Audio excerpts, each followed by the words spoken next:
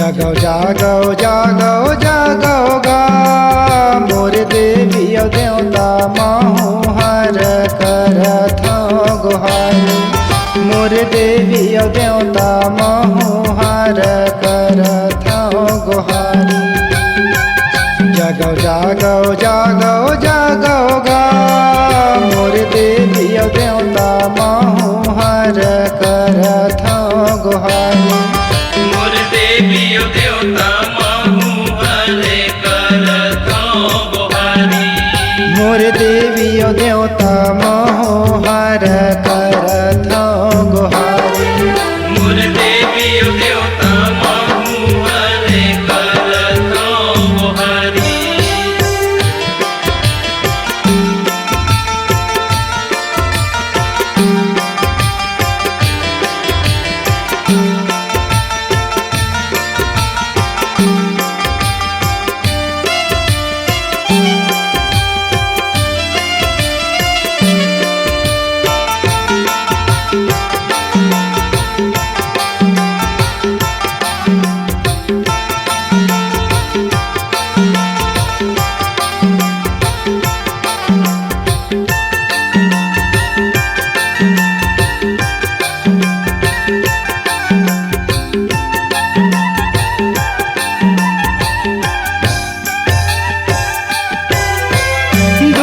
पिराला धर के वो मैया आए हैं तोरे दुआरी। वो आए हैं तोरे दुआरी। आए हैं तोरे दुआरी वो मैया आए हैं तोरे दुआरी। वो आए हैं तोरे दुआरी। गाए करण मोला दुख होत है जनत हवच महतारी। वो जनत हवच महतारी। जानत हवच महतारी वो मैया जानत हवच महतारी। वो जानत हवच महतारी। दुख पिरह मोल होगे भारी। दुख पिरह मोल होगे भारी। भटकाता आयो तुर दुआरी।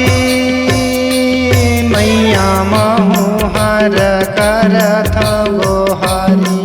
मोर देवी देवता महु हर करथ गुहारी। जागो जागो जागो जागो गा मोर देवी देवता महु हर करथ गुहारी। मोर देवी देवता महु हर करथ गुहारी।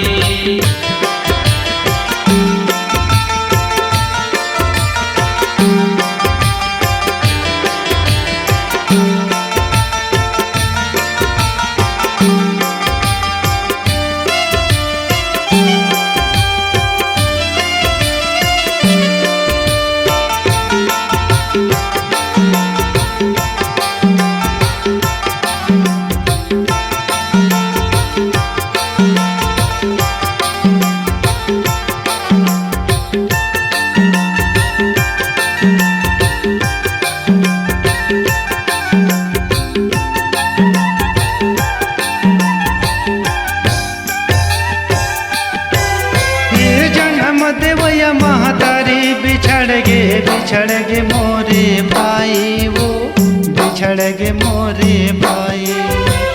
बिछड़ गे मोरे भाई वो मैया बिछड़ गे मोरे भाई।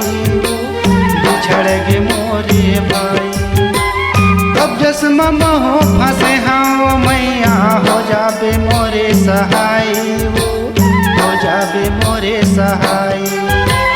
हो जाबे मोरे सहाय वो मैया हो जाबे मोरे सहाय।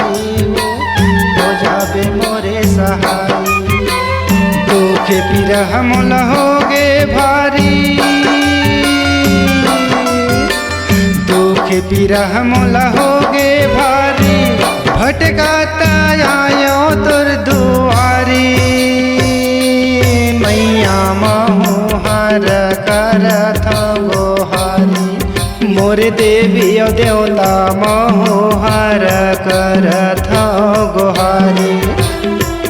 जागो जागो जागो जागो गा मोर देवी देवता महु हर करथ गोहारी मोर देवी देवता महु हरे करथ गोहारी मोर देवी देवता महु हर करथ गोहारी मोर देवी देवता महु हरे करथ गोहारी मोर देवी देवता महु हर करथ गोहारी मोर देवी देवता महु हरे करथ गोहारी मोर देवी देवता महु हर करथ गोहारी मोर देवी देवता महु हरे करथ गोहारी मोर देवी देवता महु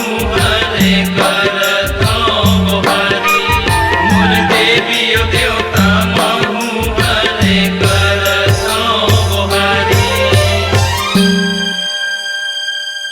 बनाइए अपनी एक खास पहचान, अपनी आवाज को दीजिए एक नया आयाम। तो याद रखिए एक ही नाम, Upasana studio. Upasana studio digital multitrack audio video recording, Bijju sound service Pali, जिला कोरबा, छत्तीसगढ़। Mobile number 9340823283।